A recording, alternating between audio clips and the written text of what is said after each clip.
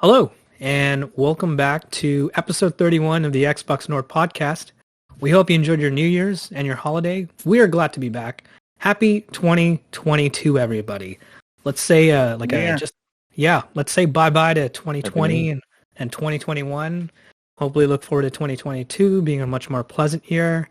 And hopefully it's not lockdowns. Yeah, hopefully it's not season 3 of lockdown, you know what I mean? I'm looking forward to this year being like a clean slate and just like, hopefully I get to see you guys all, you know? Yeah, you're supposed to come out on Tuesday, but... I know, I'm sorry. Everybody's sick at the house. I'm also getting a little sick, but it's getting tough. The stats are becoming so high that they're telling people not to show the stats anymore in some places. So... Yeah, well, apparently they're not recording them anymore. Yeah, so they're just like, we're just not going to record the stats. Then they don't look bad. Yeah, so let's just ignore everything that's happening. Let's just pretend it's, world's on fire, but games, right? I'm looking at my TV screen, right? I'm playing Xbox. Looking very forward to becoming a hermit. The metaverse can't get here soon enough. Right? Yeah. I am Andrew Ravindran, and with me, as always, the mainstays of my podcast, my two therapeutic non-biological fathers, Joshua James and Dan Robertson. I know. I need those tests. I need those tests to show. Just to show. I want you to be like, you are not the father. So, absolutely. Joshua James, how you doing, man? Happy New Year. Good to see you. I'm sorry I couldn't come in. I have your gifts all wrapped up downstairs, actually. Especially for your buddy, too. Yes. So. Our little friend Oliver. Right? Yeah. Things are good. I had a good Christmas. Things were busy, but I'm on my vacation. Tomorrow's my last day, sadly. Nice. I might pull the. You know what? I might stack one more day on top of it. I needed some time off, right? Do it. So I've been enjoying that. Went for a massage today, so I enjoyed that. That was fantastic. So thank God those places are not closed. Got some nice Xbox merch for Christmas. Highblade Xbox shirt, Highblade 2. Which if I said this was a crossover between God of War Ragnarok coming out and Xbox, I wouldn't fault you. It has like the Norse lettering and stuff like that. Yeah. And they're doing that whole frost theme, but this is it. It looks like it's frost, but it's actually like blue paint. Yeah. Like on her face. It's really cool. All right. And I have another one. It's exactly the same, but it's like Master Chief's armor and says 117. Nice. Yeah, that one looked nice. Yeah. Awesome. The little Halo shirt. Yeah. Still playing through Final Fantasy 13, funny enough. Playing Halo online. Waiting for waiting for tomorrow. Effect Legacy Edition comes out on Game Pass, so I'm so excited. That I think will actually take me away from kind of just like, I don't know why I'm playing Final Fantasy 13, but yeah, it's I think it's just because it's like, oh, I can put on like The Witcher and play that. It's just mindless enough, you know?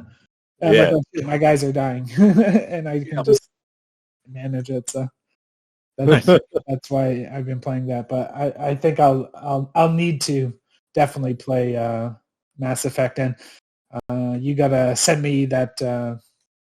Guardians of the Galaxy which we'll talk about soon. Yeah, absolutely. Thank God for physical. You can do that. I wish you could do that for digital, man.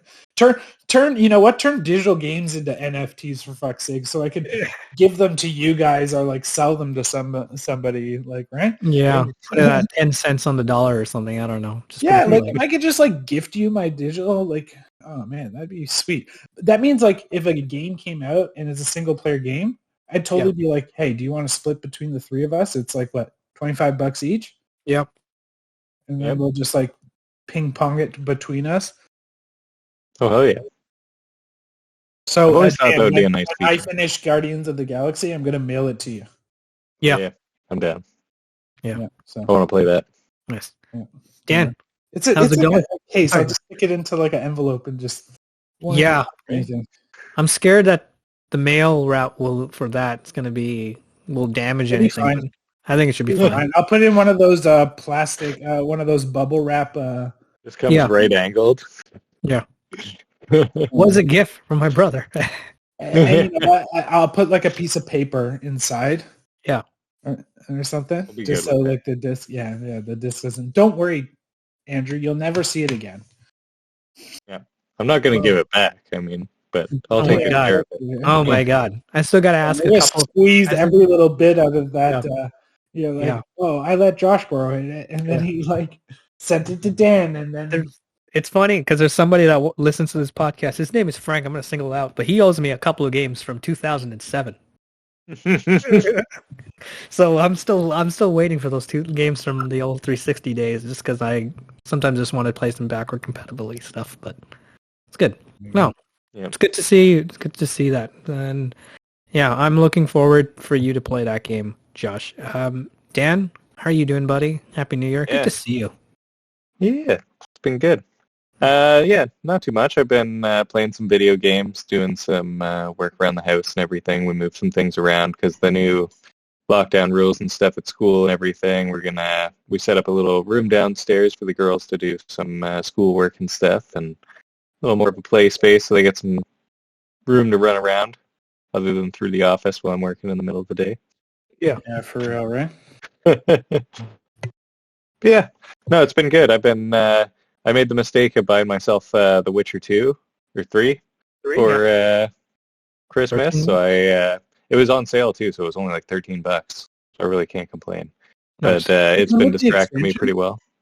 Yeah, it comes with everything. It's a Game of the Year edition, so it comes with everything. Yeah. Okay. God, I should have bought that. I know, me too. It was worth it. I did play the expansions, like the 2. I just played the main game. Yeah. Yeah. Everyone talks about Blood and Wine, so yeah. Yeah, I bought 1 and 2 on the computer because I was like, okay, I'll go through this progressively because like I could spend some time on it. And I bought this like a few years ago, like earlier on when The Witcher 3 came out, and I started playing it, and like it is not designed to be used with a controller. The Witcher 1, and then The Witcher 2 was just very busy and everything, so it was. I didn't end up playing. Yeah, but I still have them. I've been playing a lot of Forza Horizon right now. Yeah, I noticed that. Yeah, I saw that. It's good. We should play co-op in that. Playing co-op is fun. Just like getting in what did they call it? And some of the races or the events and everything. We had those launch issues, but I'm pretty sure it's fixed now. Yeah, convoy event together. Yeah. That would be a ton of fun. Or just a big. What's the one where you're just like going through the whole map? It's like a Goliath? Yeah, those are a lot of fun because you could just shoot the shit and just play along. Just go all around Mexico. Yeah, that was us yesterday. Like we weren't even winning in Halo. Yeah, yeah, that's true. I think I got the Warthog. Oh, nice, nice. Oh, how do you unlock that? You can just buy it for like 850 credits. Credits basically. So like I just played a few races until I had about that much money, and then went and grabbed one, threw some custom paint on it. I'm thinking about repainting it, but I'm not sure yet. Mm-hmm. I've been playing with the tunings of some of my cars and everything now because I finally got like enough of a collection that I'm starting to customize it a little more. Oh yeah. Yeah. You get that nice drift tune. Yeah, exactly. Drift tune, you gotta get one for the drag races and everything too. You gotta set one up for roadworthy and off-road. Oh yeah. Amazing. It's been fun though. It's awesome. So good. Yeah. Andrew, the girls had a great. Oh, sorry. I was gonna say the girls had a great Christmas and everything. They got loads of presents, and I'm sure we spent too much on Christmas, but what can you do? Yeah. Christmas kills you. Yeah. Right? Yes. What about you, Andrew? It's funny because as soon as you said that, I was like, yeah, I also spent way too much money gifting people for Christmas. I spent way too. I think next year I'm going to give everybody like a $20 cap because buying games for people, especially people who don't have Xbox and people who have Switch, especially Nintendo games, the fact that none of them ever get discounted, like I just hate that about Nintendo. Like they never get discounted. But overall, I'm happy with some gifts I got, even clothes. I'm the older I'm getting, I'm actually liking the fact that I just get clothes because I barely shop for clothes. I never do it. New socks, and then you know what? You end up wearing those new socks the next day, and you're like, nice, new socks, right? Yeah, thank you, right? Thank you. Yeah. You enjoy them all day for days and days. Yeah. There's like a mental part of you that's just like, that's so thankful. You're just like, yeah, of course you needed new clothes, you idiot. You've been wearing these clothes for a lot, like you've been wearing them out, and now you're like, it just feels good. Spend time with family, which was great. Got my I played obviously a lot of Halo. We played with Halo with Tony, and then just a surprise, my brother gave me Guardians of the Galaxy, and I want to talk about it because obviously the reviews of this game is like it's the biggest surprise of the year, and you saw it in the Game Awards getting all the credit. I just played this game. It's on my list of the best games of the year. It's a lot of fun. We'll talk about Game of the Year stuff next week. But all I'll say is that give credit when it's due. And if anybody wanted to buy of the certain games that's right now, and if when it's on discounted, I recommend this game. Skill Up was talking about it. If you've enjoyed the movies, and a lot of the bigger YouTubers said this is even better than movies, it is. I have to give this game. I can't wait for every one of you to try this game, and anybody who's listening, who's thinking about this game, give this game a shot. It might not be your number one game of the year, but it's gonna completely surprise you. A lot of fun. I'm gonna think about that studio's next game. I don't know if it's gonna be Guardians of the Galaxy because probably will. I don't think it's sold that well. And Square will, actually. I think it was like 4 million. But here's the thing. This is something that I know about Square Enix is that they kind of want their games to sell like 8 or 9 or 10 million units. They were disappointed with Tomb Raider sales because it wasn't Final Fantasy level sales. That's why we haven't been getting talks about Tomb Raider. So they're looking at so I'm kind of scared that even though the reviews are great, it did sell great. Maybe it didn't sell, crazy numbers great. So, but I want everybody to play this. I've had a great time, and all I'll say is good things about it. Yeah, you guys, and this is it'd probably be in my Game of the Year talk next week if I played it last year. I'm sorry. Yeah, I mean, hopefully. You know what's funny? My brother was like, "What do you want?" And he was about to give me Cyberpunk or Mass Effect, and I was like, "Well, Cyberpunk is still kind of not great on consoles," and I was like, Mass Effect is probably going to come to Game Pass anytime soon. So, which was great, but yeah. Oh, tomorrow.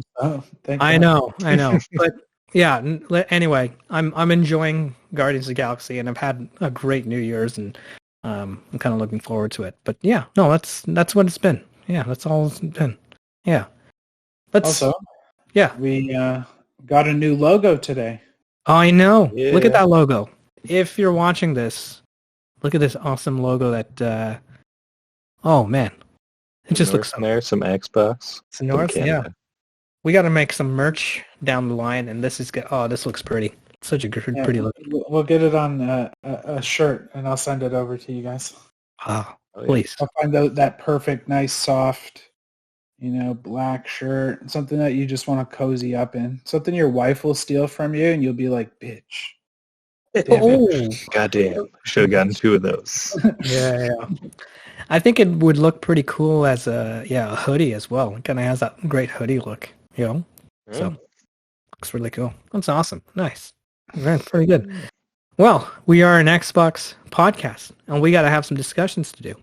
And you know what we're first discussing about? A game that came old as time. Yeah. Before you were born. It was a game called GoldenEye. Is 007 GoldenEye the classic N64 first-person shooter that really brought first-person shooters to the console before Halo? This was the game.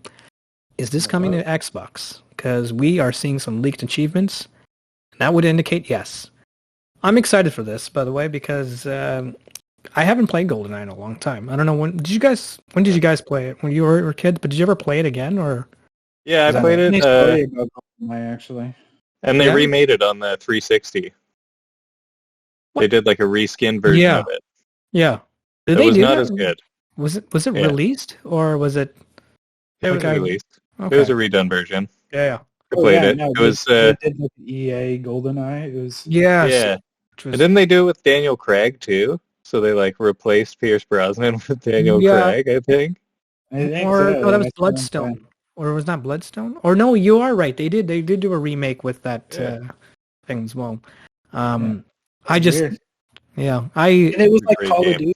I remember it's from Activision, and didn't it use like the Call of Duty engine or something? It did use the Call of Duty engine. Yeah, something like that. It was weird. It was weird playing that version.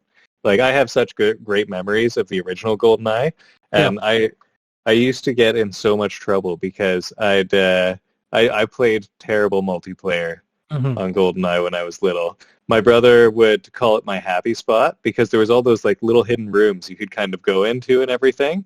So I'd stand there and wait, and I'd point my gun like down the hallway and then watch his screen until I'd see him coming down the hallway, and then just like single shot. Split screen. Just shoot him in the face. Or just fill him with all my bullets, and then you can't see where I am exactly. Yeah. It's funny. I got an N64 and I got GoldenEye. Yeah. And we brought it home. This is a funny story. So I guess at that age, I just didn't understand the concept of PvP. Like, we are just supposed to kill each other and that was the fun of it. There wasn't like an objective or anything like that. And I guess I just couldn't wrap my like brain around it. And when we were playing like 2-player, I was like, is there just nothing to do? Like, what's there to do? And we ended up taking the game back. Oh my god, that's hilarious, man! I had so much. And then I like rebought it, and I'm like, oh, this is like after like playing it with my friends. I don't know why, like, but I just have that memory of like not liking it and returning it. Yeah. I could totally understand that. I've had games like that before that I was just like, I don't know if this is quite the right feel for me, and just kind of like gotten rid of it. Like The Witcher 3, like I played a demo for it a while ago, and I was like, yeah, it's okay. I don't know if I'll buy it right now, though. And like, then it went on sale, and I mean, I can't really say no. But I remember when I was younger, like specifically like playing with a bunch of like friends from in town and everything too, and just like you could throw the proximity mines on like people. And so you could just like throw it on your buddy or the remote mines and like throw them on your buddy and then have him run into a room and just blow him up. Yeah. It's funny you guys were all saying this, but I remember having so much difficulty because I just was never a big fan of that N64 controller. I was never the you know, like you got the three things. Like who designed that? Like, am I an alien? You know what I mean? Like can I just never used the C buttons, like the little yellow ones or whatever they were. Yeah. But it's just kind of funny because I as soon as I saw that, I was just thinking about like how much I sucked in this game because my older brother was just so much more better than me at it, and but I was also like practically a child, so I'm gonna forgive myself. But I know that feeling. That's why I had happy spots, so I could hide and I could feel good about murdering my brother while I'm watching his screen. Yeah. That's true. I mean, I'm guessing this is probably a remaster, right? This is probably not a remake from what we've seen.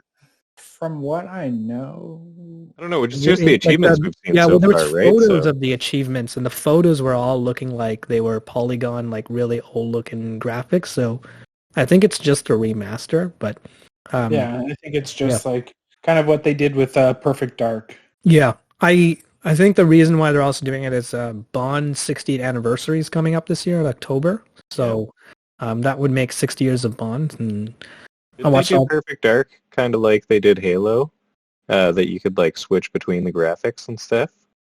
Yeah, but it was nowhere as like higher. No. Smooth. They didn't do that with Perfect Dark. No, just I think the game at like 4K. You are right. A good aspect ratio. Yeah. At like 60 frames. But it was essentially like if Perfect Dark was on PC, you know? Yeah. That's essentially it. Yeah. Well, so that's pretty much all they did. So I suspect they'll do something similar here. Yeah. And we'll probably get, considering you said what's the how many year anniversary of 60 years. 1962 is the original Bond, so they're making like a 60-year. They'll probably have like some trailer for the new IDOS one. game. Yeah. No, IO Interact. IO, sorry, yeah, IDOS. Yeah. Sorry, IDOS. Sorry, we were talking about Guardian. Yeah. They made Guardians. Yeah. Are you guys big Bond guys? Oh, I was a huge Bond guy. What's your favorite Bond movie? Of the Daniel Craig movies. So you're a big fan of it. It's funny. I actually liked all the old classic ones because they were just. Yeah. I liked Goldfinger. That's what it's called because that's the song. Yeah, I've seen like the classic. Sean Connery's and. Yeah, I'd say GoldenEye is my favorite. I love. By the way, GoldenEye was awesome. I love the Pierce Brosnan ones because they were kind of. That was like the first one I got into because it had a video game and everything too. And then my dad's like, "Yeah, we'll watch the GoldenEye," and I was like, "Okay, we'll watch this." Like, are you sure this is rated for me? It's funny you're saying that, but like probably not. Killed that man with his legs. Yeah, but when we were younger, right after GoldenEye, like even though those games weren't as great as GoldenEye, like there was a bunch of like Bond games that were actually pretty good. They were actually pretty decent, like Nightfire. Like there were quite a few Bond games that were actually surprisingly quite good. I think they just kind of had like a bad track or something like that.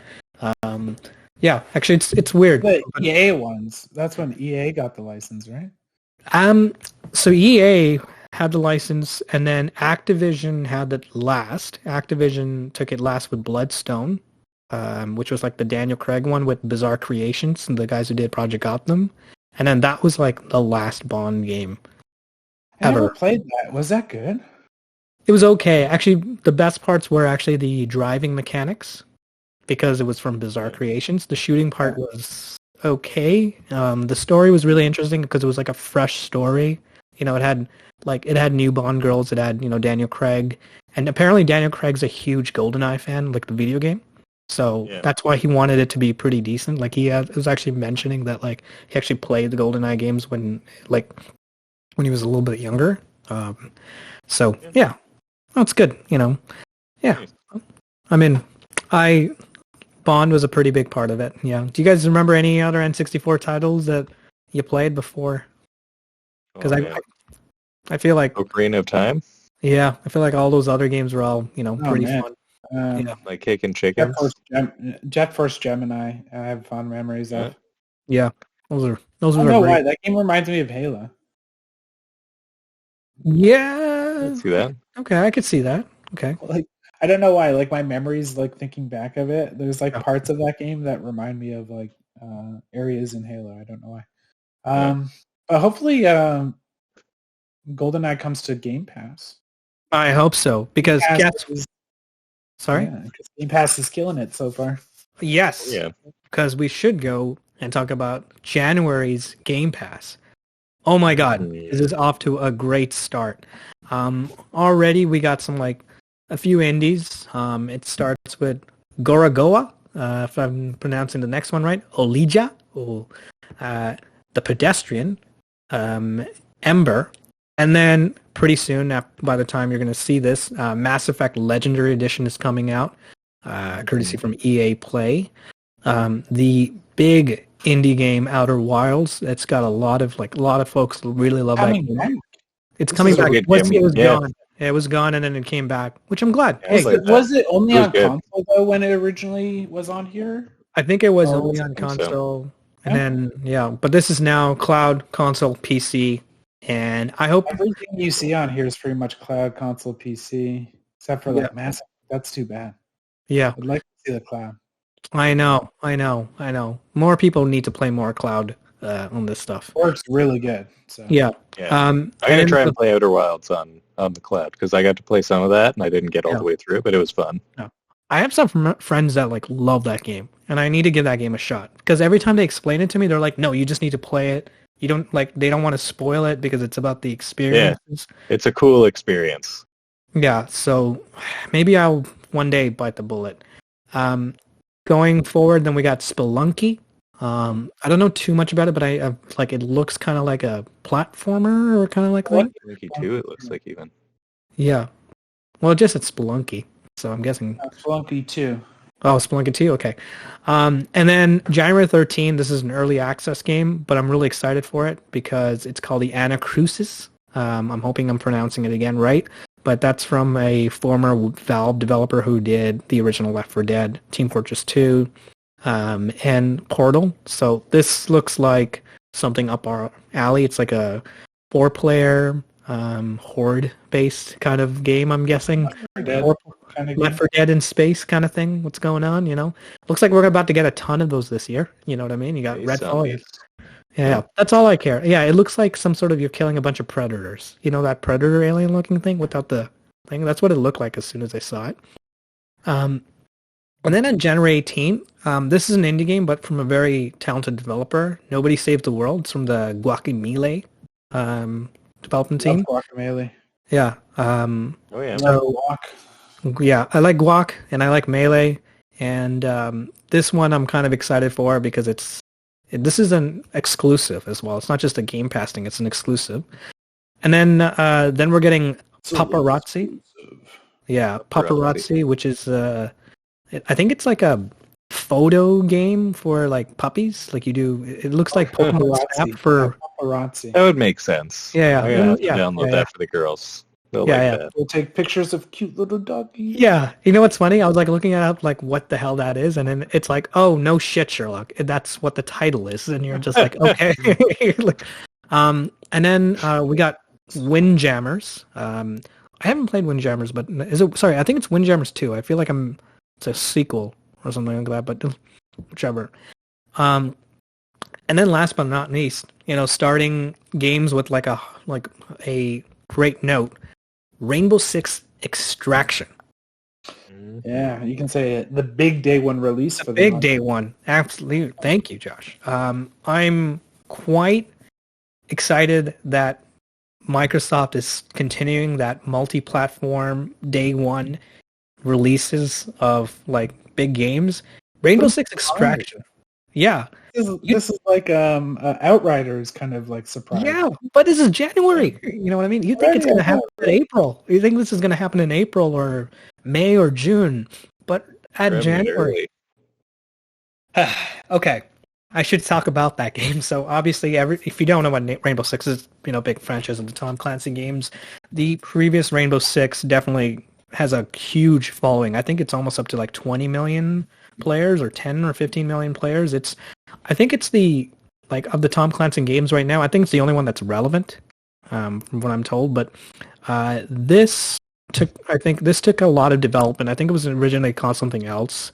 And I'm just excited the fact that it's coming on Quarantine. Yes, that's right. Yeah. That was what it was called. It was called Quarantine. I guess you kind of had to change the name on that. More of a negative. I guess because we're in quarantine right now. Yeah, that's true. That's true. I guess they could have called like the alternative title like Rainbow Six. It's so funny that they went from like two different ends of the spectrum for the title. They went from quarantine to extraction. Let's get them out of here. I bet they had to change like a bunch of the game. Like it was totally 100% like pandemic based, but beforehand, and they're like, well, our development seems to be going south. Like the whole game is you walk to the door and you're like, I think I want to go to the store, and then you get to the door, he's like, lock. No, you can't. Oh, yeah. That's the game. Just can't leave your house. Yeah. This is kind of like a PvP game, right? This is more of a multiplayer focus game. I think there is a couple of campaign elements to it. Yeah, this is like a PvE game. You have to like go in. Yes, sorry, it kind of reminds me of, remember in Gears of War 5? Mm-hmm. Where you have to go and like plant the bomb and like get out? Yeah. It sounds like you have to like go in and grab the lady and like plant a bomb and like get out. It almost sounds like the same thing. Nice.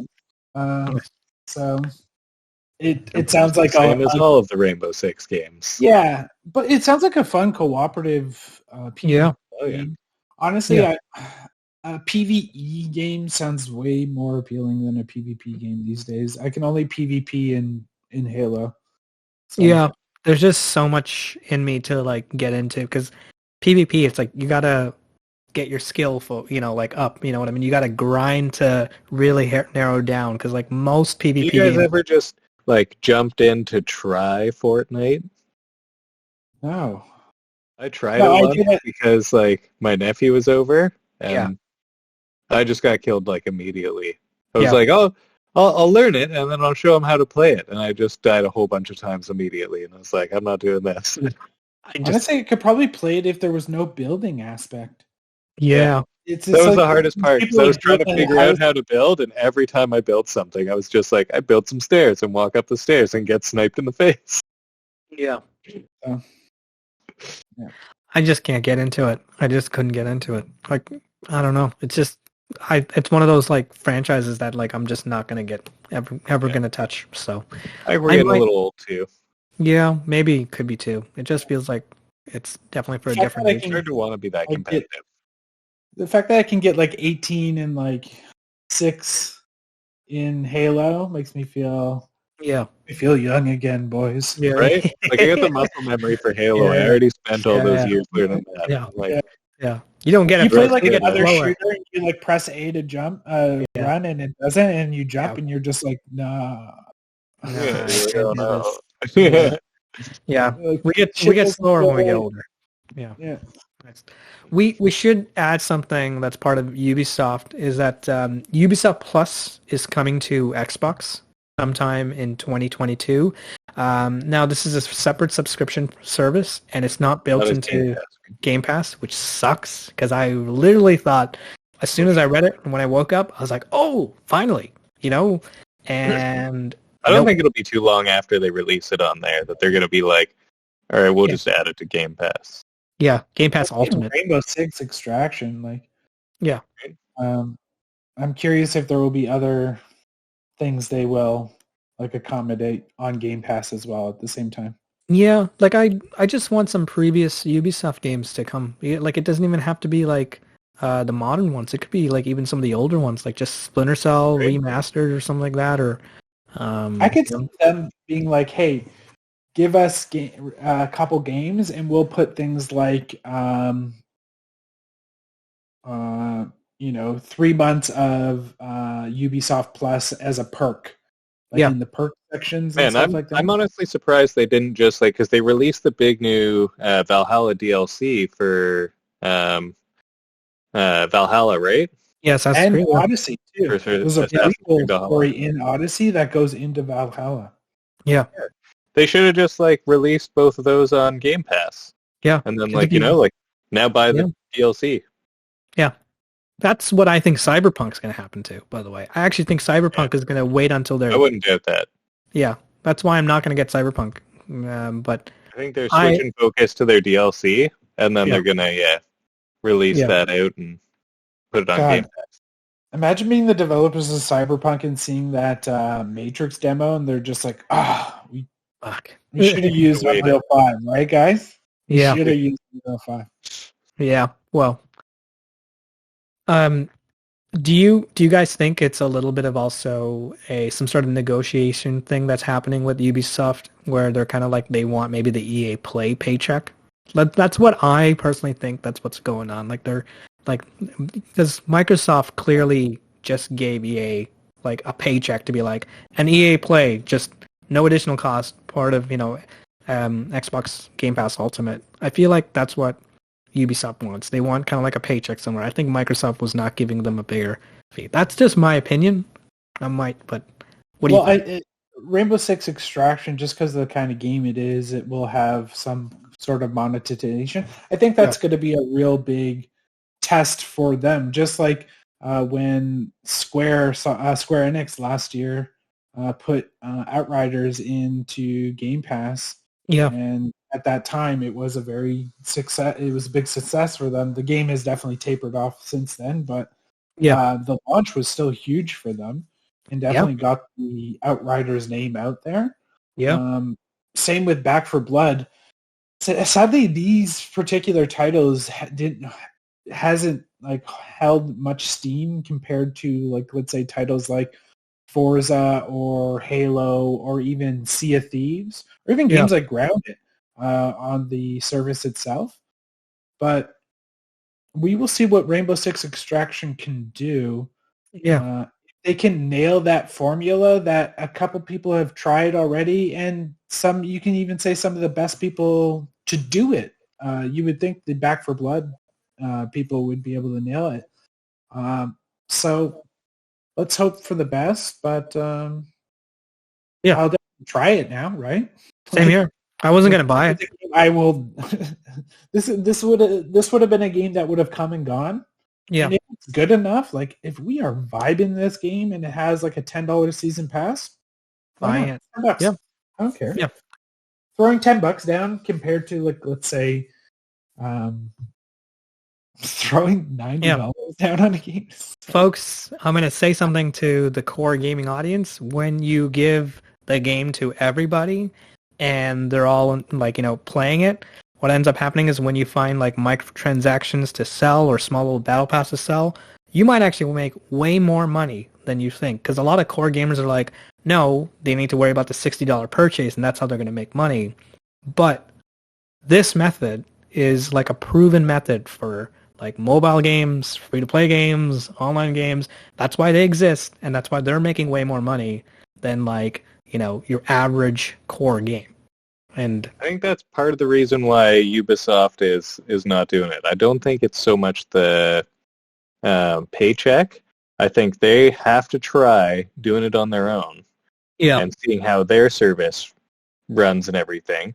Because like it's kind of like a situation like with Netflix. Like everything was going on Netflix. It was like you didn't really need any other subscription service. And then Disney threw in their hat. And then you got like, you start getting all these other ones, and then you've got competing subscription services. And now you've actually, like, it starts to divvy up and split up, and you end up paying way more, too, because you got like 4 or 5 different subscriptions now instead of just one. But I think that's what we're going to see more of. And I just hope that Game Pass is going to keep coming out with, like, top-tier games and everything like that. Yeah. Because then it keeps them super relevant, and it's going to keep them being the best one to have. Yeah, that's true. It's absolutely. I really hope this game doesn't come out buggy and a mess, though, because it would be another one to kind of just... It would be another one of those big titles that just didn't hit the mark so much. You know what I mean? Yeah. So, yeah. I hope it's... I hope they nail it for sure. That's true. Just before we move on, is there any, like, obviously I'm feeling like all three of us are going to say one game franchise, but is there like a favorite Ubisoft title that you want to be on Game Pass on this stuff, or Ubisoft Plus that we can kind of get? And I'm always going to probably say Splinter Cell because I'm too lazy to dig up their stuff, but I always feel like Splinter Cell kind of needs it, but I don't know. Actually, I feel like Ubisoft, there was a time in that 360 era, like I loved them. Actually, also in the original era as well. We'll see. But yeah, no, I'm kind of glad. All right. Well, moving on, we should talk about some farewells in the game industry, or people moving on to different farewells, it seems like. Yeah, people moving on to different jobs, which I think is good for the industry. A lot of people kind of think of it as like bad news when somebody's leaving someplace or somebody's not happy with someplace, and most of the times it's just people need a change of scenery, right? The lead narrative designer for 343 Industries, Aaron Lind, that's that guy. What a cool photo. Is leaving Halo, and he's going to Riot Games, and he's mostly in charge of like the Infinite storyline. A little quick tidbit is that he's also in charge of the Grunt Towers, so those are some things that I really liked from what he's done. But Josh, you are looking at this as a good thing because now we have Joe Staten back. Talk to me, buddy. I don't know. Talk to me. I don't know if they're like button heads or something, and that's why he left. Just give me 1 second. My mom needs this Amazon code. No. It's all good. I can continue. Well, listen. Obviously, since we have Joe Staten back, I'm pretty happy. Maybe there's some things that like Aaron Lynn did that maybe we don't know about, maybe we didn't like, but I'm happy that Staten's back, and maybe we'll get like an ODST size expansion with the more narrative focused. Because there's some parts of that open world in Halo Infinite that I look back and I go, well, I hope I'm not doing the expansion like 10 times over again, right? So, I don't know. Well, like, he's the narrative director for, was it for 4.2 and 5? Yeah, I think, what is it? I mean, 4 had the Turok guy that I didn't really like, and then 5 had the Republic Commando guy. As the directors, and I think he was still working on the narrative. But I think he was working on the narrative aspects for it. So I think the whole narrative of these, like especially the last 3 games, they got too caught up in like, oh, you should read the books too and stuff like that. But the last like Halo Infinite narratives, it was, I go up to a machine, I put AI in machine, she talks back to me, like it wasn't much to it, and there's just like, oh, there's a new bad guy coming, the endless, and then the game ends. Yeah, and you're like, I feel like there was so much build up to like, we are going to go to war with like AI machines in Infinite, and you mean 5?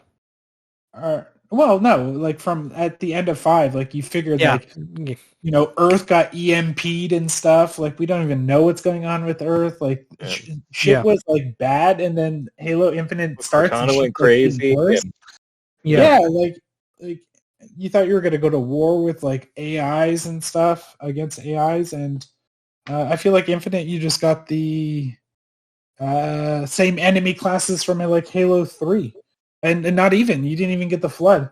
So, in a lot of ways, it's a step back. So I hope Joseph Staten can kind of take what this endless could be and just ride from there and just start like a whole new like narrative with the Halo franchise, which there's some interesting stuff that. So there's this old Halo 3 map called Sandtrap, I think it's called. Yeah. And there's these glyphs in this map on these gold tablets. And no one knew what these things were. And it's been a mystery for so long. And then all of a sudden, so you can say this is the most interesting thing to come out of Infinite. So, like, if Infinite is just the first chapter, it's an interesting first chapter of like a bigger kind of going from there. But they brought those symbols back on these gold plates in Infinite from a multiplayer map from Halo 3, alluding that the Endless made these. And if you think about Sandtrap, you're like, oh, it's like an ancient structure, but it's not Forerunner. It's like older than that, Yeah. So that's interesting. Yeah. So I hope Joseph Staten. And I'm curious, did Joseph Staten maybe bring those things into Halo Infinite because he is tied to Halo 3 and stuff like that? True. Stuff like that could make sense. Yeah. I hope we get like a Halo ODST kind of style expansion, like kind of next. I hope he takes it just like, let's do ODST to every year or so, you know what I mean? Or every expansion is. I'm up for that for Halo, by the way. I know a lot of people want like a full-sized Halo, but I'd love to see just like that kind of like a narrative focus too. Josh, yes, you know what? I will say you are right. Like, looking back, some of the narrative parts of like, yes, push a button, have weapon talk. Sorry, I don't know why I'm still calling her the weapon. Halo 5 was the same thing. It was just like go up, push a button, thing happens in front of you. But at least like something happened in front of you, Yeah, at least there was some. Fight your way to the next button. A Guardian like floating in the sky, or like you're fighting that Kraken like robot, and it's like climbing like I think like we talked about before, is like they missed out. Like they haven't at least like chipped in on a good massive thing, kind of like moving around the map. Like have a scorpion riding around the map. Have some tanks like just rolling around every once in a while or something. Like it was the biggest thing about it for me was like, okay, I got this like wasp, so now I can travel a lot faster and everything. It's like that's okay until I get shot down from a banshee, and then I can go another few like kilometers, then I get shot down by another banshee, or I got to fight him for a while. Yeah. It was like, let me fight like a friggin' scorpion or something, or I don't know. Yeah. Yeah. This is like I've seen epic or like more impressive stuff in older Halo games, like in Halo 3 and Reach, and even like Halo 4, like scenes where you're like going down like a huge hill and like scarabs are falling from the sky, and like I think they had to redo a lot of things after their first showing of it, and they had to scale back quite a bit from their original ambition, because like we were talking about before too, the map was supposed to be like 3 times the size of this or 4 times the size of this. Yep. Breath of the Wild, like, right? Yeah, and then it was supposed to be like a lot. I don't know. Yeah, like you didn't really release too much on it, but they released just enough for it to be like, oh no, you need to redo stuff, and so they were probably scale back a bunch, and then we can release it as we go along or something. I almost wish they I wish nighttime was actually nighttime in the game. Yeah, or this weird little template. I don't know what the hell that is. It's not night at all. Yeah, it's like, well, maybe it's like, I don't know, Halo night. Use my flashlight, for a reason and stuff. Actually, no, I shouldn't say that, because I think about one of the best original Combat Evolved levels were like a night level that you were like, you got like a sniper rifle. Yeah, it's like, but that's like a real night level. Cool. And usually every time you have a night level, you have an awesome stealth level, right? Like it always, even Reach had it, right? So, And it would be crazy to be fighting some of the aliens in like a much darker setting. Yeah, that's true. Maybe the you can still spot, especially the grunts and everything. They're glowing on most of their armor. Yeah.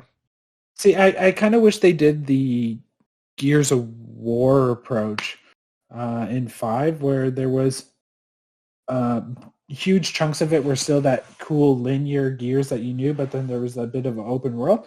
Like imagine that. So there was that great level we talked about in Halo Infinite where you get shot down and you have to take down the 3 different guns, but it feels kind of contained in that like chunk of Halo ring right there.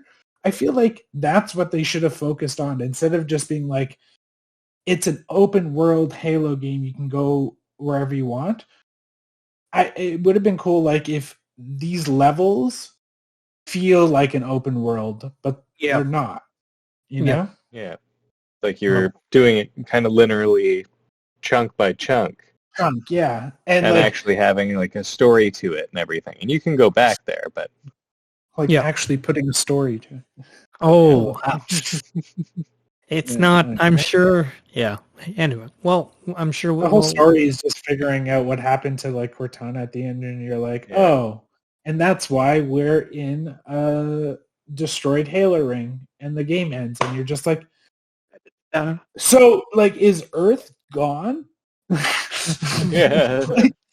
Don't worry about all that stuff before. Don't worry about that. It seemed a lot like it was just like, here's the first quarter of the story. And it was a decent quarter. Like, okay, you got to understand, like, oh, you're getting a new Cortana. She's going to be different and everything. And she'll be better than the last one. Hopefully a lot less rampancy. Yeah. Oh, okay. Well, we'll wish Aaron Lynn all the best. Yeah. I don't know. The further I get away from Halo Infinite's campaign, like I haven't even gone back to it. Like I don't. Started doing it on Legendary, but I haven't gotten too much farther on that. I got through the first level or 2. Yeah, I beat the battle pass. It doesn't even seem like doing it through Legendary doesn't even sound appealing, because once you get to the open world area, you're just like, so I gotta level up. You know, I gotta get all Get this my stuff back. Like, and where I'm just like, yo, just like I'm a tank, you know. Point me at thing, shoot, like, like let me go crazy. Let me go ham on it. I kind of agree with you. Also, I don't think I'm going to touch that campaign till co-op. So I'm not. Yeah, I was going to say, like, we'll revisit it when co-op releases, and we'll see how it is again, and see how we feel about co-op and like contained map like that, because that could be a little more fun too. Yeah. Or like ODST is an open world game, but there's levels you go to, and those are linear cinematic Halo levels. Like ODST, like showed you how to do the game. Like that's how that head game into a building and have a mission all through the building and everything, sort of thing, and like a more linear sense. Like, like that's the thing. You kind of, as much as open world is a great concept and a great way to play and everything, sometimes it really takes away from the actual story building. It's just funny because they're like, it's the first time this is a Halo open world game. I'm like, ODST is an open world game. Like, it's like in between areas. You can say it's like almost like an active lobby. Oh God, I love ODST. You're casually shooting. Yeah.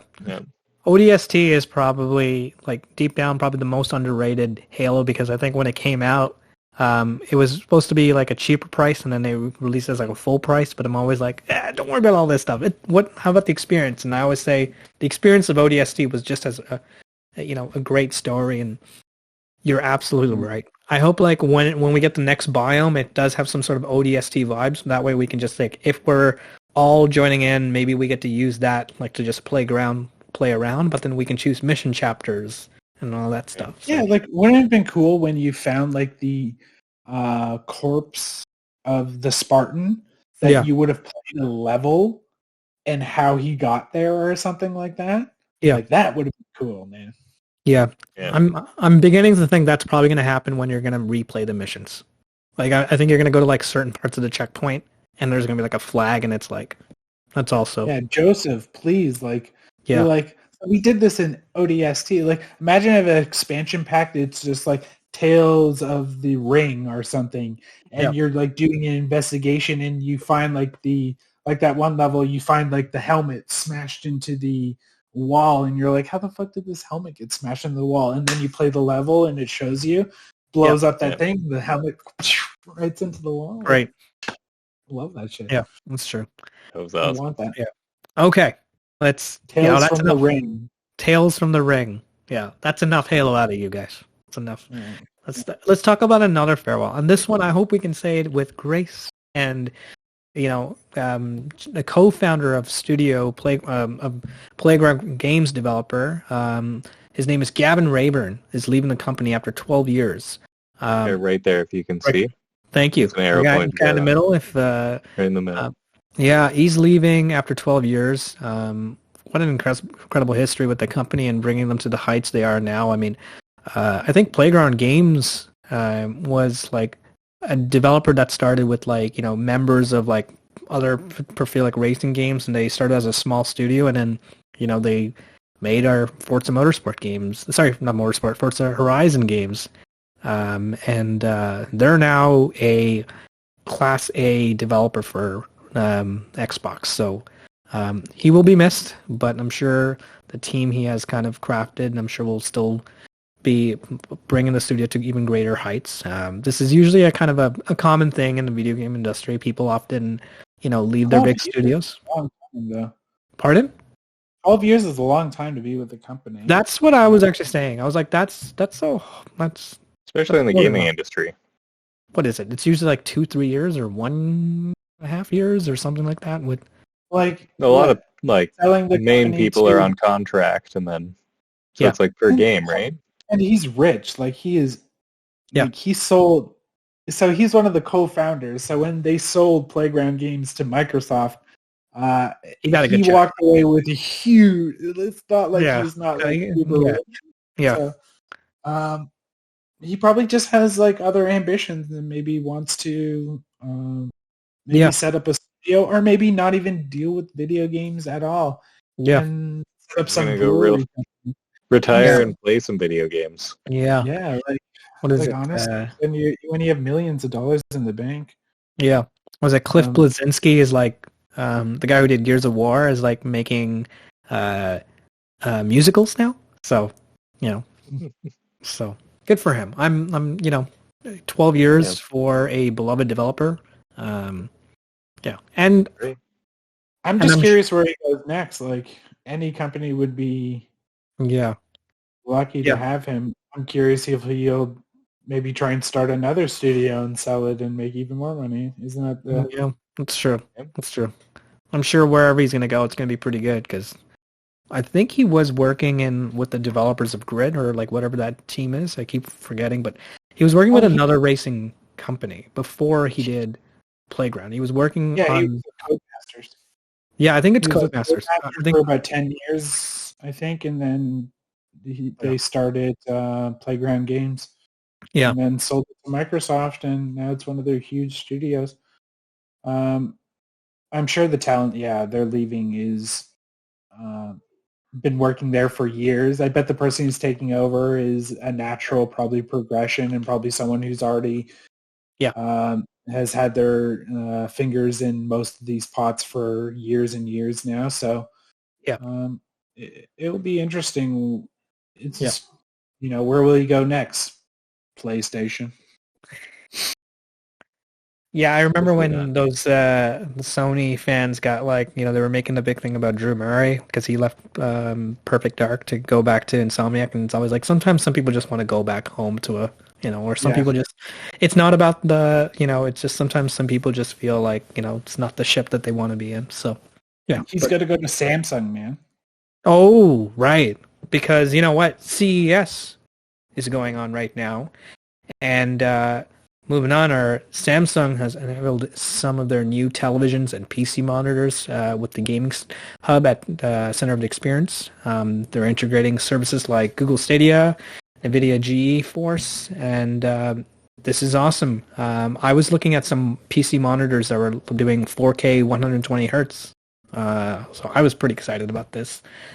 Josh, you were following this more than me. Can you talk to me about this? Like any cool highlights that you saw on CES, especially for the TVs and all that stuff, and also... Well, man, Samsung has definitely unveiled some cool TVs and monitors. One, they unveiled a new kind of OLED TV that is, incredibly bright. The whites look fantastic. So it actually has, there's the RGB pixel. There's actually like a pass-through pixel that lets white light through. So Linus Tech Tips just did a video on it, and he's like, yo, I want one of these TVs like bad. It's that much more impressive than the C1 LG OLEDs. Yep. Like you can notice the difference beside each other.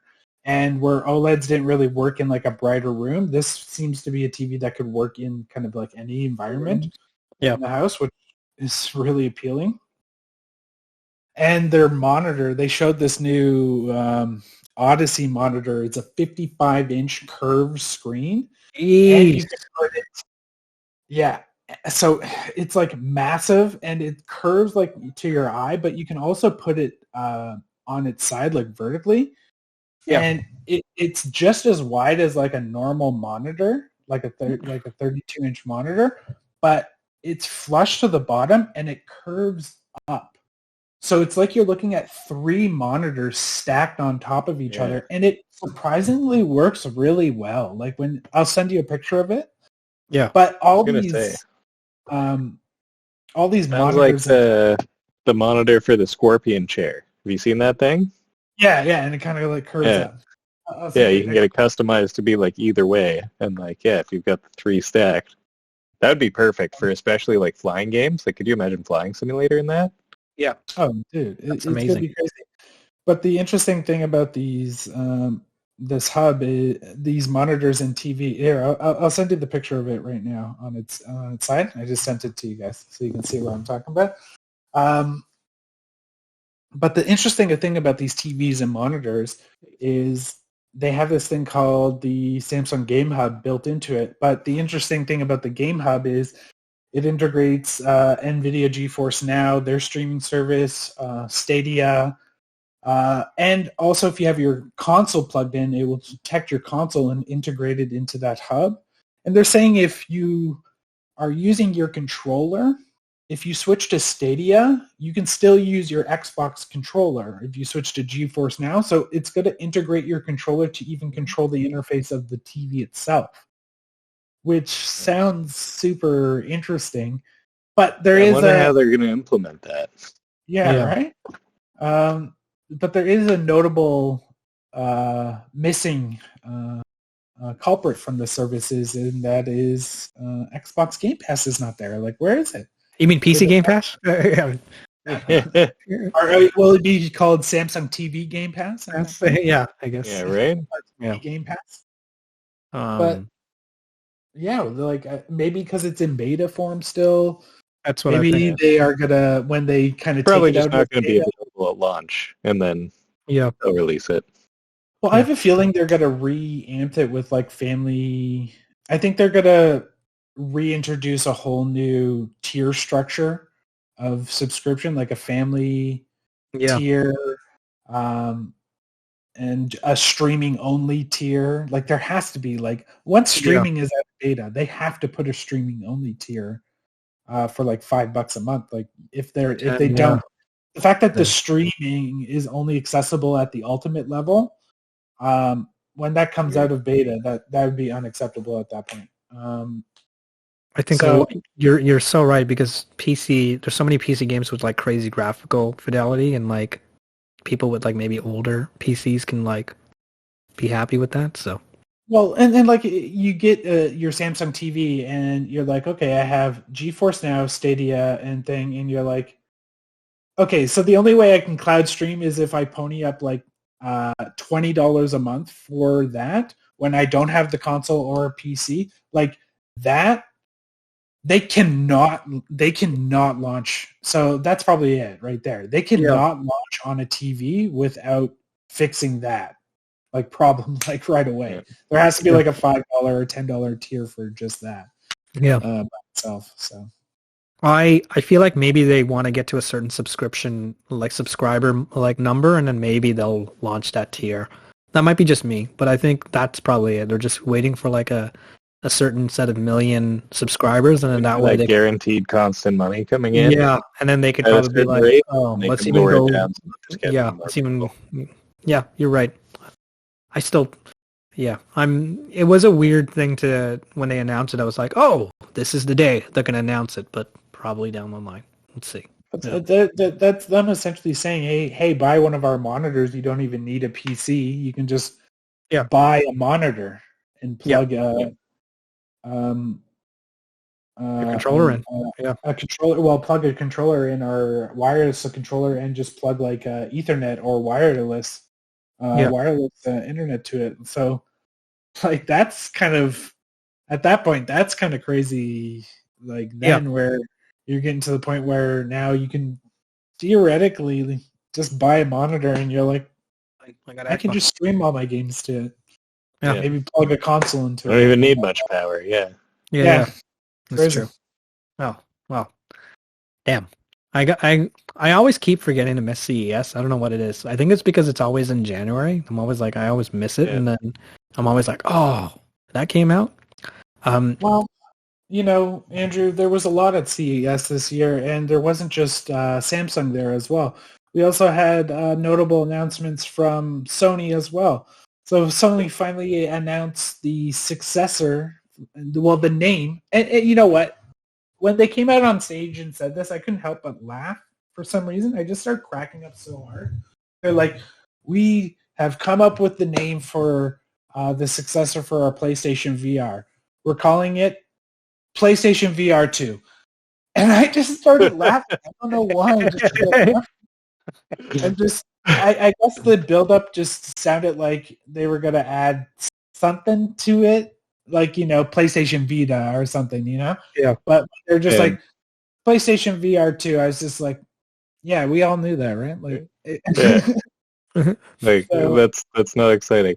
It was. I watched that portion of it too, and it was like I watched like the whole PSVR 2 release thing, and man, they had a bunch of just fantastical wordplay in there, basically, just to try and describe some of the stuff that was not really a feature, and like not really like they to be like a VR system, like you kind of had to have it and everything.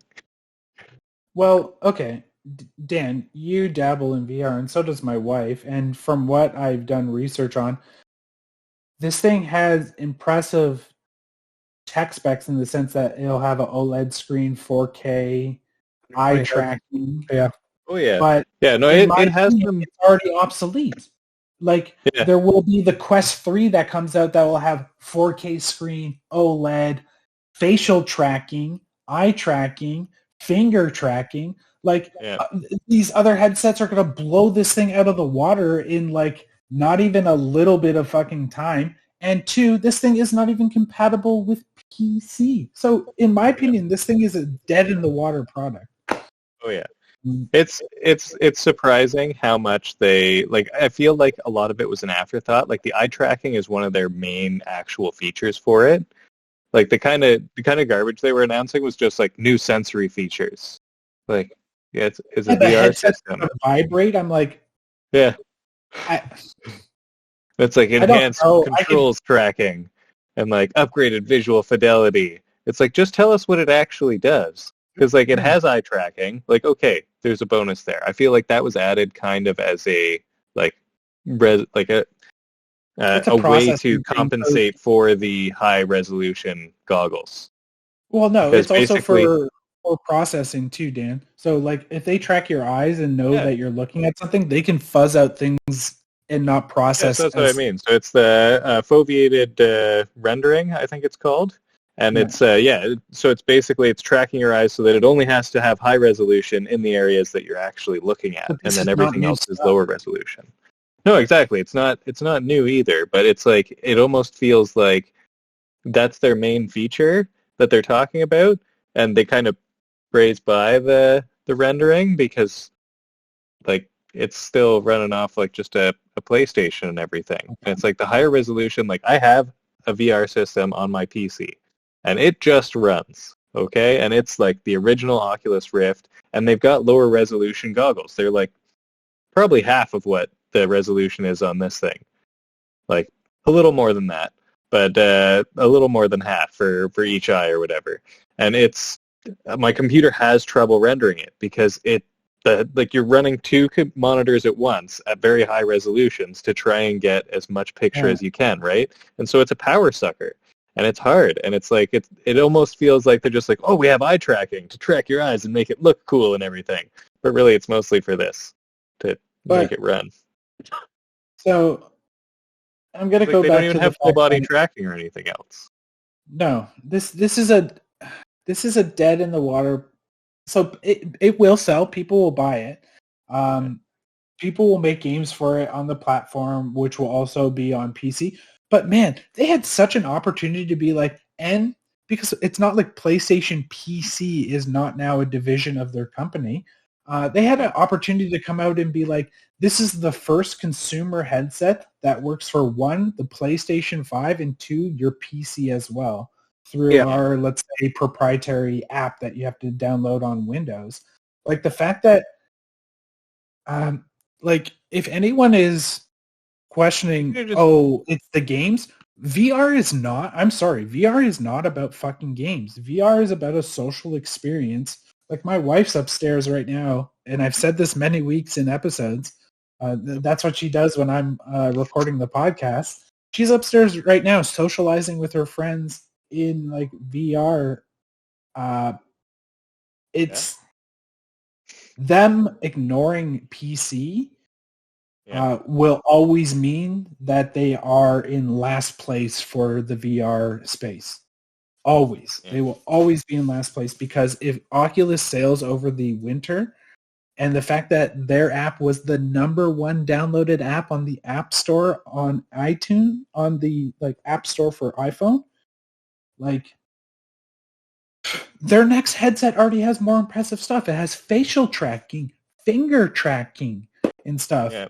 Yeah. So the PSVR 2 is supposed to have the finger tracking, but they didn't include like a strap for your hand. So if you open your hand, then there goes your controller. Yeah, and the controller, like, it looks cool with the whole like dome thing around it, but like, you need, from what I've played of VR, you need something tight against your hand that actually straps you to the controller itself. Because you're like people playing Beat Sabers. No saving those beats. You gotta throw a controller through a fucking wall. Oh hell yeah! Punch a chandelier. I was enjoying both of you guys, and then I ended up looking at how many units PSVR sold, and it was only 5, and so you can tell it's such a small fraction, 5 million units of what was it? And I think PlayStation 4 sold a ton of, so that's only a fraction of the number. And my only big concern with like all these like VR headsets is just like none of these are like affordable. They're like as priced as a damn console. So it's that's just it. Like if it's the like Oculus Quest or whatever, then that's like a wireless version. It can be run on its own. Like it's worth it. Eventually, if you work up to pair with a PC or you have a PC already, then it's it's like its own console. Yeah. Exactly. The Oculus, like you can take it anywhere. It can be its own thing, and if you want to upgrade it, you can wirelessly attach it to your PC through a virtual desktop. And the PSVR 2 isn't even wireless. It's which is stupid because it's 2022. Still have to wire. And the fact and their PlayStation 4 has Wi-Fi 6 built into the console. Not even the Xbox Series X has a Wi-Fi 6 built into the console. Yeah. So your console could totally stream it to the headset like it does for the Oculus. They should have had both options at least. Like if you don't have good enough Wi-Fi in the house to do the wireless. Yeah. But again, it's not on PC. Like no, they're missing a big market. Like the visual aspect of it that no one can buy. Like no one can buy a PlayStation 5. Yeah.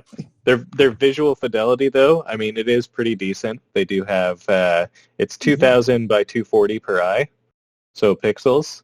Like, compared to, like, the Rift S, so, like, the newer version of the Rift that I have, it's 1280 by 1440. So you basically double the first number, and you get the screen across. Also, the field of view is a nice field of view, too. It's like so they have 4K across 2 eyes. Yeah. And so you'll get a lot less screen door effect, which is nice. Yeah. And with the eye tracking and everything, it'll run a little smoother and better and everything. I just, like, if you're coming out with a whole new system now, too, like, why not do the body tracking?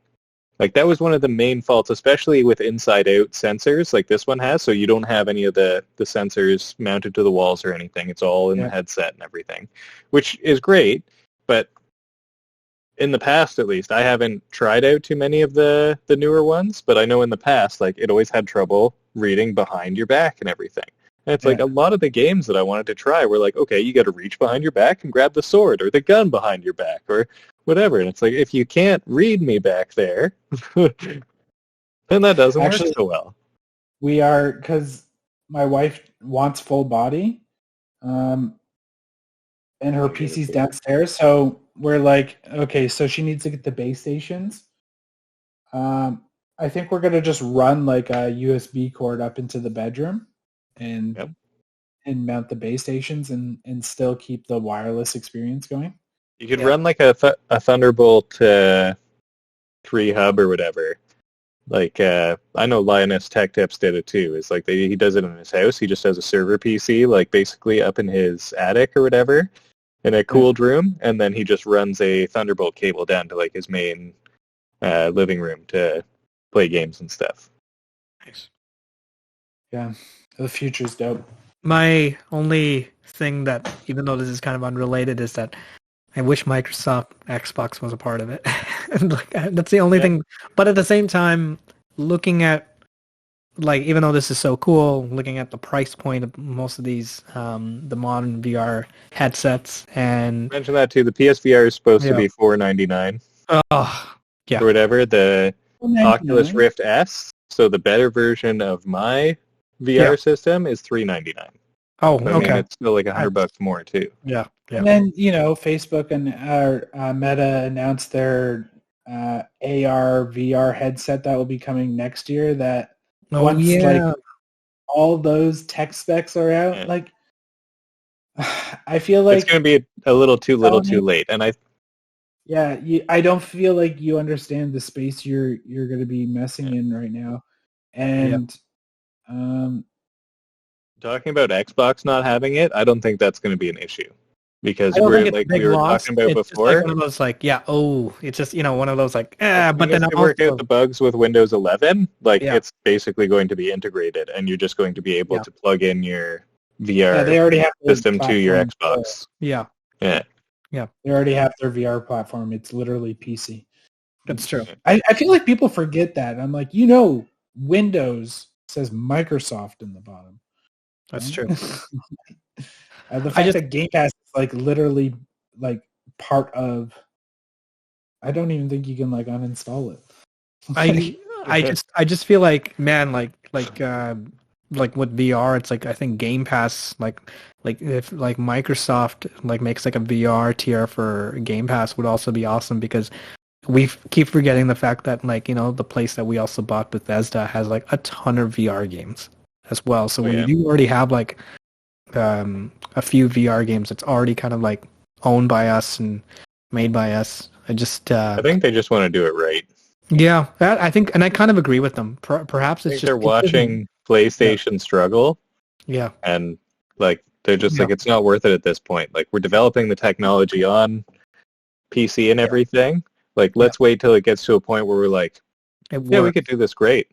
We could do this friggin' awesome. And then they'll release a headset for it. Well, imagine they say, hey, our headset, like xCloud is such a thing that our headset, you don't even need our console. We'll stream xCloud to your headset, and the VR games will be streamed to you.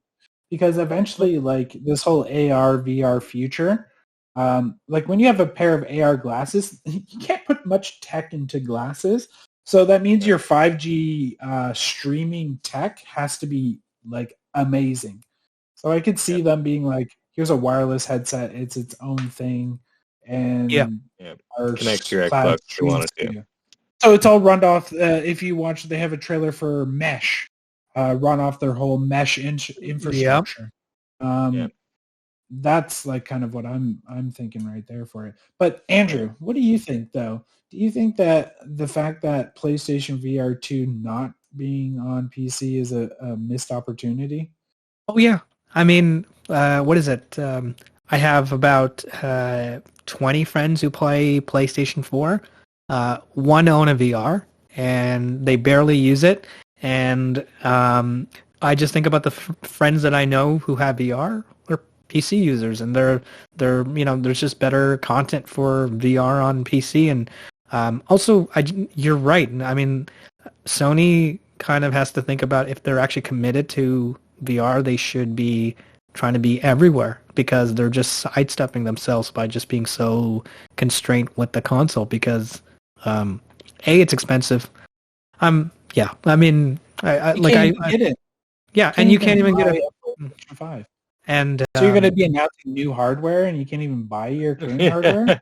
I think their VR feels like their own Connect issue, where it's like it could be like a hindrance, where maybe they're probably putting allocations of funds on something that's clearly they're not thinking about. If only they made that switch of like saying also PC, because it looks like they have some interesting games that they're making, right? They bought a developer. Well, then they created PlayStation PC. Like they have a whole division of their company dedicated to it. You know what? Like, I'd be shocked if Gran Turismo doesn't come out to PC by the end of this year. You're going to come out with a simulation racing game, and you're going to trap it on PS4 and PS5. That game deserves to be on PC. There's just games where I'm just like, just do it. But yeah, it just not being on PC, it blows my mind. That makes sense. Yeah. Sony has a lot of old school, like a little bit of old-fashioned thinking of, where their income should be, and I think Microsoft is getting really smart, and but Sony seems like buy our console, buy our peripheral, buy our stuff. If you want a Trojan horse into the PC market, there it is, right there. Yeah. Like people who don't buy your PS5 and can't buy your PS5 will go out and buy your PS headset and be like, "Oh, I'm going to play your Horizon game that is, proprietary to that headset on PC because that's what you do." Yeah. Like, like, why not? And just totally skipped over on it. Like, you need the PlayStation VR 2 headset to play our PlayStation VR games on PC. I'd be like, buy PSVR this year when you can't get a PS5, and then next year buy a PS5. So they just left them with nothing. I'm just waiting for VR to be like much more common consumer friendly prices, and also more just like everywhere. Like, I know obviously VR is cool, and it's not even just the games. It looks like the interactive social elements is the one that I'm far more interested in VR. Because it'll be awesome if we can all just VR get together and just play stupid stuff or just chill, right? But I'm doing like a live show and like everyone, we're all watching a movie or something, But we mute everyone else around us except for us three. Yeah, and they talk super loud through the whole movie. Yeah. I just want it to be so much more consumer friendly, because it's been like, how long has VR been right now? It's almost like what, like 5-6 years? Yeah, Facebook and they came out with a Virtua Boy like a long time ago. Yeah. Apple will make it like that too. Like Apple announced their AR VR headset. Yeah, I mean, Josh, you were saying that will make PlayStation VR 2 obsolete right there. Yeah. I'm waiting 5-6 years down the road for all this. It might be just me. I'm waiting 5-6 years down the road for all this. Yeah, I was talking to my wife. Like the VR platform that will survive will be the PC ones, because, like, Apple, I know you want to get into this space, but if you don't allow like raunchy shit, it's true though. Like, there's some fucking weird shit people walk into, and if you don't allow that shit to exist in that space as well, you can avoid that shit easily. Yeah. But if you don't allow it, then people will go to the place that allows both, It's before we talk about Apple, it's like, they are becoming the commercial of that 1984 commercial that they were, one shooting. They are becoming the villains of their own commercial that they were kind of creating. You guys are right. I was just saying this earlier. I'm hoping, I'm waiting for that 4 or 5 years down the line where VR is a lot more like the Game Boy or your phone. It's just much more, it's right there. It's like in your fingertips. It's more accessible. Not even your glasses. Yeah, it's going to be super advanced in the next like 15 years, Andrew. Yeah. Injected with your next vaccine. You get 5G and the VR. Yeah, man. Next vaccine will be 6G, bro. Yeah, I know, man. What the hell are you guys talking about? It's a boosted. Yeah, it just is. That's what it does. It creates a mesh network, right? Yeah. And you can never run away. You know what I mean? We just got banned off YouTube. Shit. Yeah. No. Okay. Once we get those 1 million views, that's when we get like, they're like, could you?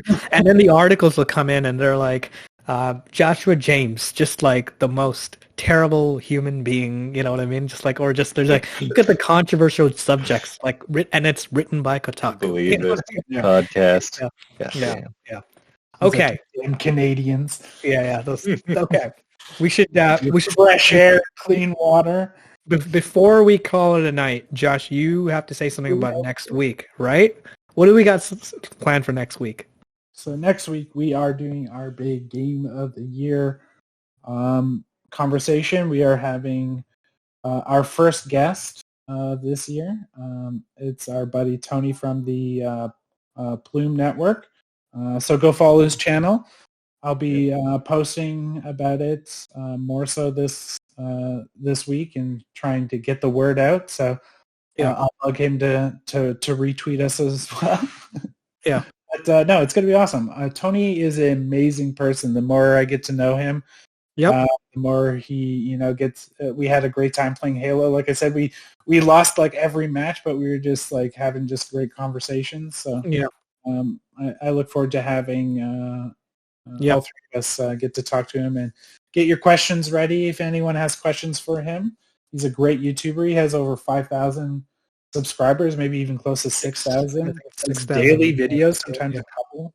So if you want to stay actually like up to date with Xbox news, follow his channel. Like he will keep you absolutely. Bloomcast. Yeah, and he has a great podcast that usually drops on Sundays on pretty much all major podcast networks. So excited to have Tony on next week. So same here. Great guy. And you know what? I'm excited to finally talk to somebody about MLB The Show because you guys don't play goddamn sports games. No. That's what's going to happen. I'll try and speed through for everyone else. I'll try and If I see you guys edit that shit out, that's it. I'm done. Unplugging this damn. I'm done. I'm just kidding. No. I'm excited. It's going to be a great year, and love to talk more about our Game of the Year recommendations and our big ones. We got invited onto a show, but we'll talk more about that when things are announced. Yeah, officially, and dates are planned. But in due time, coming on ours first to make sure we're okay. Yeah, it was super flattering getting invited to another show. That means, and it's funny because I read his tweet. He's like, I only invite like good people that I think are like good people, and I was like, oh, he thinks we're good people. Nice. Wait till you get to know these guys, though. Just say. Have a long conversation with Josh, and you'd be like, Wait till you get to know Josh. He's just beneath that, that exterior, it's just a solid rock. I'm just. It's like, it's like drinking beer for the first time. You're like, whoa, I was. Yeah. That's not that great. Yeah. Well. Yeah. All right, that's all. The bottle looks really nice, but man, everything inside is just gross. Have you guys noticed that now I just drink tea? I don't drink beer during the episodes anymore. I just don't. You know what I mean? I do that to respect you guys. I do that to listen to you guys and not slur my speeches. You know what I mean? Don't worry. It's just the Xbox and Nord podcast. So North. Blah, blah, blah, blah. Yeah. Dan, would you be able to send us off so we can take us home? Take us home? Yeah. You don't forget to smack that subscribe button on our YouTube page and tippity tap that like button. Give it a little tap. And you can leave a nice comment on my beautiful voice. You can find us on audio only on Spotify and Google Podcasts. Just search relentlessly for Xbox North Podcast. We're also on Reddit and Instagram. Again, take a look for Xbox North Podcast. And for Twitter, @NorthXbox, because why the hell would we make it easy for you? All right. Thank you so much. See you next week, folks. All right. Toodaloo, y'all. Have a good night.